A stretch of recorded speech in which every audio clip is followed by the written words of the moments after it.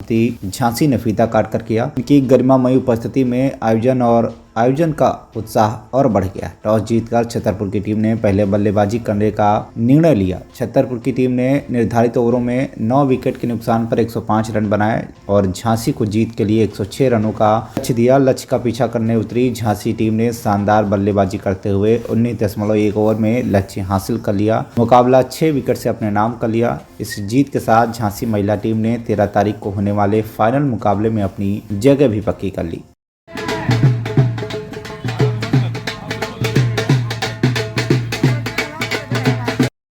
देखिए जोरदार तालियां बजाकर स्वागत करें।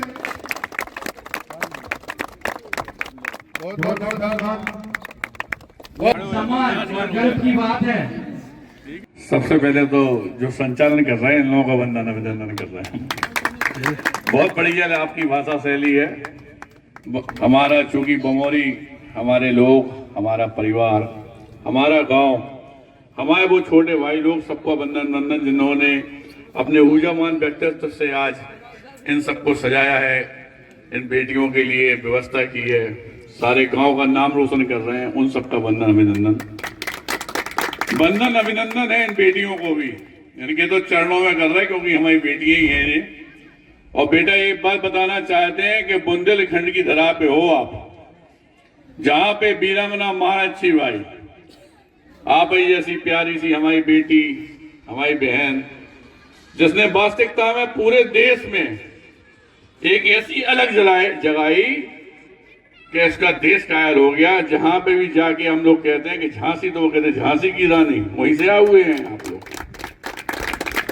और यहाँ पे जितने भी हमारे बमोरी गांव के लोग बाग बैठे हुए हैं, हम बताना चाहते हैं कि संघर्ष सेवा समिति के तहत मैं अध्यक्ष डॉक्टर संदीप सरावगी सिर्फ और सिर्फ समाज की सेवा का ही काम करता हूं।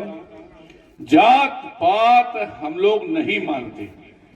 इसका सबसे बड़ा उदाहरण ये है कि पूरे भारतवर्ष के अंदर हम लोग पहले शख्स हैं जिसने सनातन धर्म के अंतिम पायदान पर खड़े हुए बाद में समाज की बेटियों के पैर धो के कन्यादान लिया है।